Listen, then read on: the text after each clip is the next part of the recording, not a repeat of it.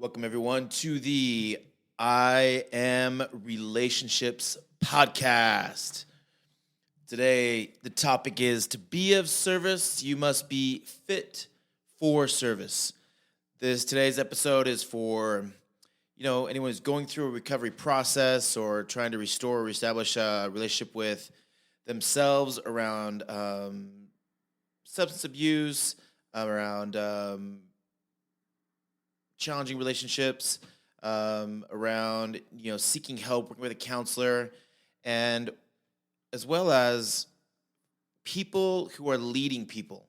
So if you're gonna be leading people in your life, this episode is for you as well. So why don't you take this podcast with you wherever you're going, on your walk, on your drive, on your hike, on your bike, and do some rad stuff together.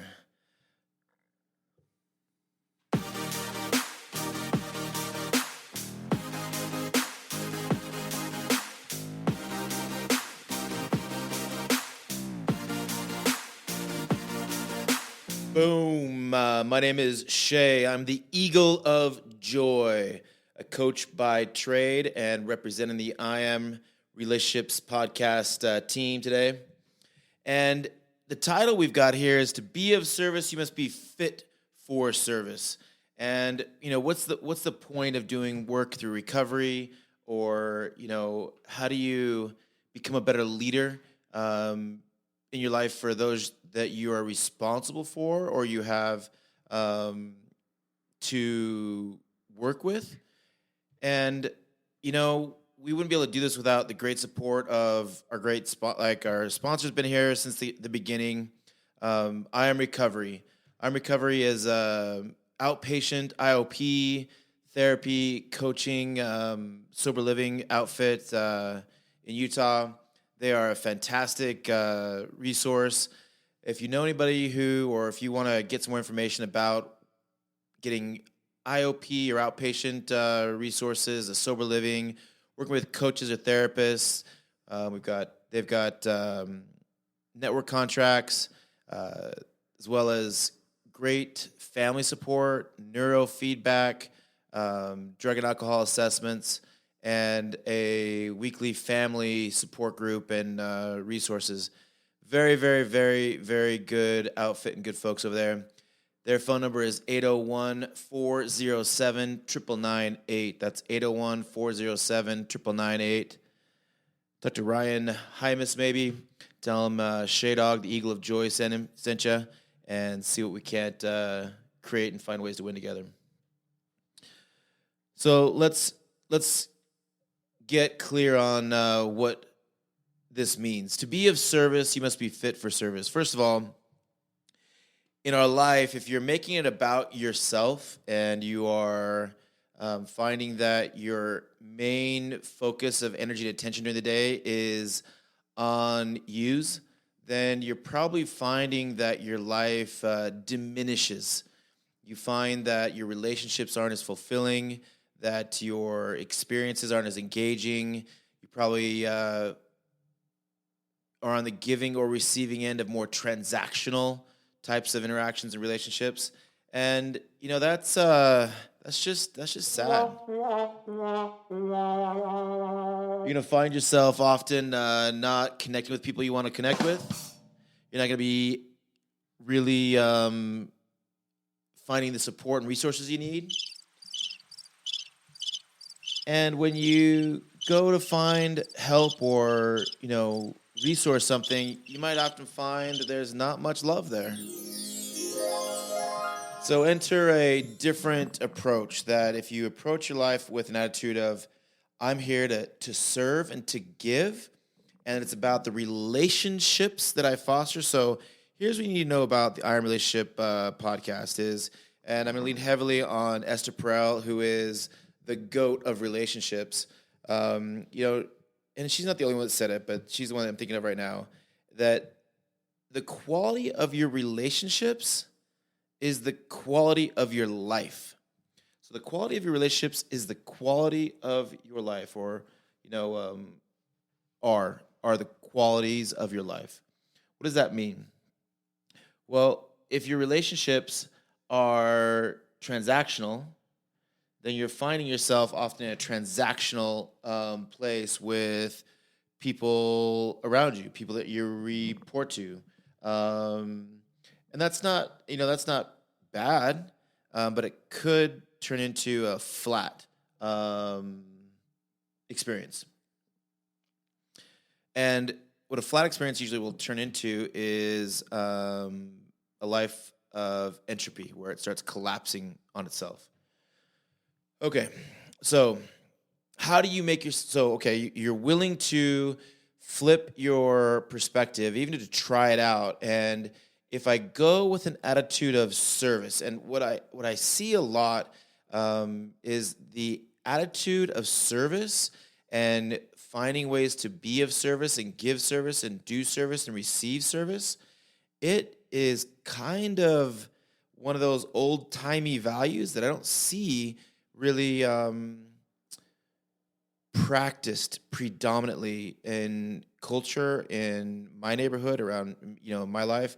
It's not like you have the Boy Scouts or some of the Girl Scouts, some of those other organizations that were able to make service more possible. Now I know that's what I see and what is aren't the same. So I know there's an abundance of service oriented um, groups, teams, organizations, and opportunities. Okay, but I do see that even in my own children that there's not as much structurally opportunities to give service. Well, all right. So what does that mean to you individually? That's a high level view, right?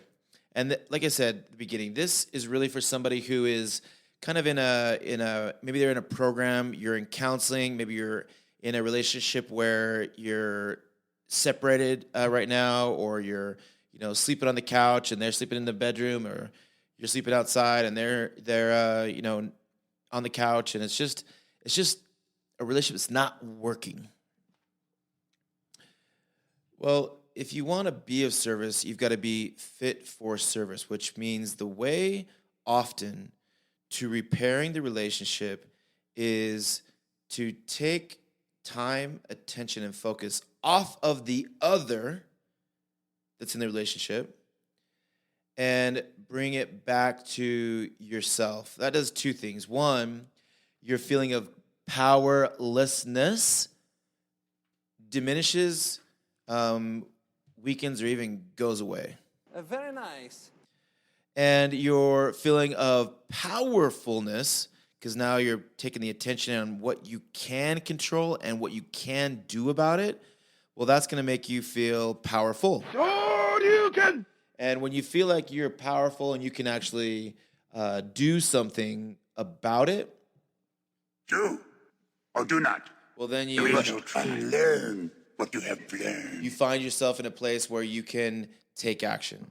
So the first place you can look is, how can I be of better service to somebody else? And which means, how can I up my game, elevate my standards, clarify my values, not just ask for help, but ask for help with the intention and the determination to act on the suggestions that are given.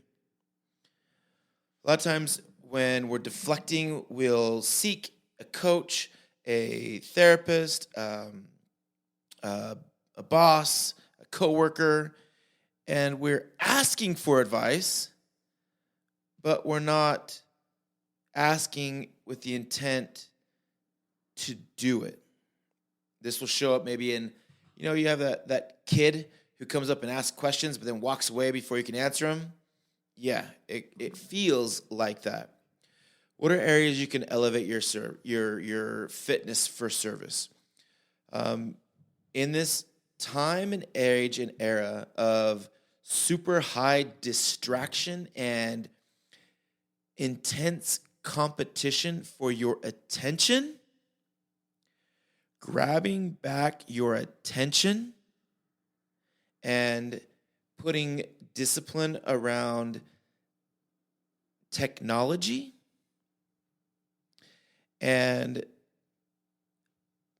cleaning up your morning routine by maybe doing one or two things different and cleaning up your nighttime routine by doing one or two things different,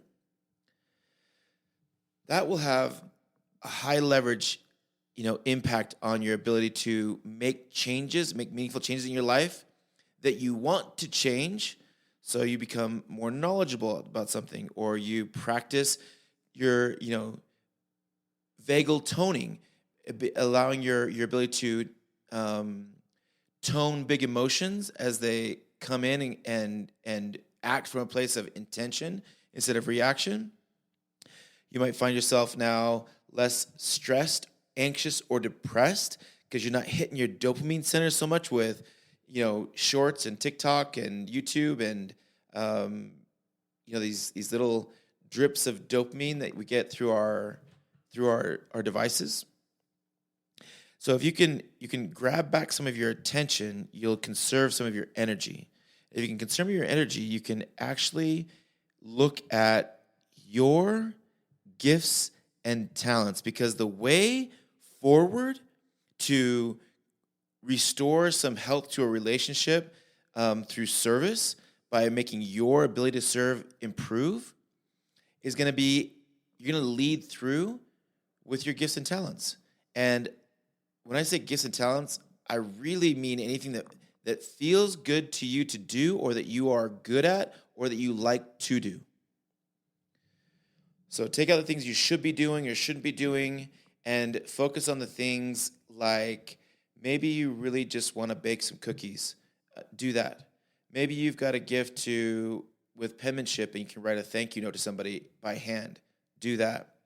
Maybe you just really love to go to the gym, but you are willing to invite a friend and you're good at getting people to come do things. Do that. Because when you do your gifts and talents, you see how you can be a better giver of service. And when you take that step into seeing how it's your unique gifts and talents can bless, benefit, give strength, light, guidance, support, reprieve, connection to those around you,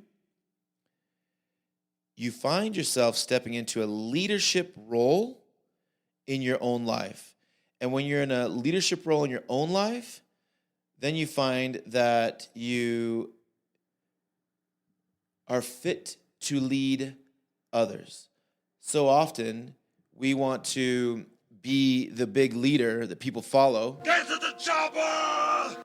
And, if it's like a big moment and it's, one-off, sure, we can maybe, get somebody to do it. But it's the small daily, grind of the day that when you let your gifts and talents make room for you and make room for others, that you see yourself as a leader, and then naturally you just begin to lead. So, and if you become a good leader, you become a good follower, because all good leaders are good followers, and good followers become good leaders. And when you see yourself as a leader, then the suffering and the sacrifice you're making as you go to maybe you're in a recovery program and you're going through group. Maybe you have a child or a brother or a mother who needs to go into a recovery program, or they're getting counseling, or there's some separation. When you see yourself as a leader, you actually allow people to be good followers, and you invite them to do it naturally. And the sacrifices and suffering you're making become now purpose-driven, because now you can see how they can be of service to others. And the things that you think make you unfit because they were problems or, mistakes or big mess-ups or rock bottom, you see now how they become a ceiling for somebody else to strive for, or a target that gives somebody some clarity, or a rabbit that gives the dog something to chase after. When you're able to step into that role naturally and not kind of force it because of your title, or because you're supposed to, or because you're the good person and they're the bad person, or because you're right and they're wrong, because you're up and they're down, you're able to tap into that attractive energy and that attractive wavelength of living and being, and not by force or by matter to matter. And So as you allow your gifts and talents to make you more fit to serve, you become more valuable and useful in service. And in that way, there's that scripture that says, to lose your, you must, to find yourself, you must lose yourself. And the way you start losing yourself is you don't make it about you, you make it about your gifts and talents. And then you read the book because it helps you do the thing you like to do better, not because it was homework or an assignment or because you have to, because your therapist told you to. When you lead your gifts and talents, and you have to make a sacrifice in their term of maybe you're an adult and your spouse says, hey, you got to give me the phone at night because you can't control it. Maybe you find yourself more willing to submit to that temporary arrangement because you do need to restore discipline. And when you're willing to follow, then you can lead. So as you restore that discipline, now you can expect and ask that of those around you, and everybody rises up. So, maybe you're going through a recovery program, maybe you're in a counseling, maybe you're at a place in life where you feel like you're kind of stuck, or a work situation. This is really great for a work situation where the relationship it's just not working. It doesn't feel good. It feels stuck. It feels like every time you lead out that you get resistance. Allow yourself to say, how can I be more fit to serve? And I can be of more service or more valuable service. And how do I do that? Follow your gifts and talents. How do you know what your gifts and talents are? Tune in or check in with your your source of inspiration, your part of you that lights up when you feel inspired to do something. You might find that you do that by meditating. You might do that by exercising, maybe instead of once a day, do twice a day. You might find that you can do that through prayer. You might do that through reading scriptures, books, inspirational poetry, listening to motivational podcasts like this one. And as you level up,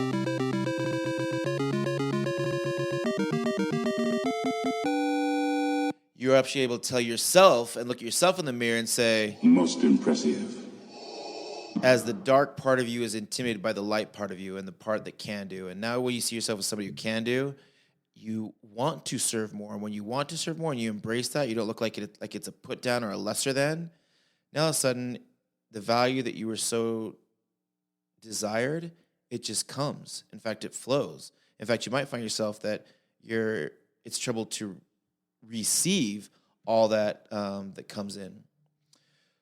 So that's what I have for you today. The Eagle of Joy here. To be of service, you must be fit for service. What's the point of this is to help you see how your suffering and your sacrifices turn into a way of service. Your gifts and talents lead the way. Maybe you're going through a recovery program. Maybe you know somebody. Maybe this is the third time you've gone through it, or maybe you've done counseling for 3 years. You need a breakthrough. Maybe you are responsible for a team at work, or you are a mom or a dad with children, or you are an adult child who has parents now that are aging. When you want to lead people, you allow yourself to lead yourself and be of better service to yourself. You can be better, more fit for service to those around you. And you lead out with service and your gifts. You don't find yourself depleted, emotionally or energetic depleted like you do when you're trying to just effort it through. So hope that's helpful. We really love talking about relationships here. So if you have any recommendations for the show, go ahead and submit those. And again, thank you for I Am Recovery, the sponsor of the I Am Relationships podcast. Give them a call over there for therapy, coaching, sober living, family support, neurofeedback, 801-407-9998. Thanks for being here, everybody. Hope you have a fantastic evening and day. So that'll wrap it up for today. Thank you for being here. We appreciate wherever you are and however this finds you. Go ahead and share it with a friend, a family member, or somebody you're leading or somebody you're serving so we can all win together.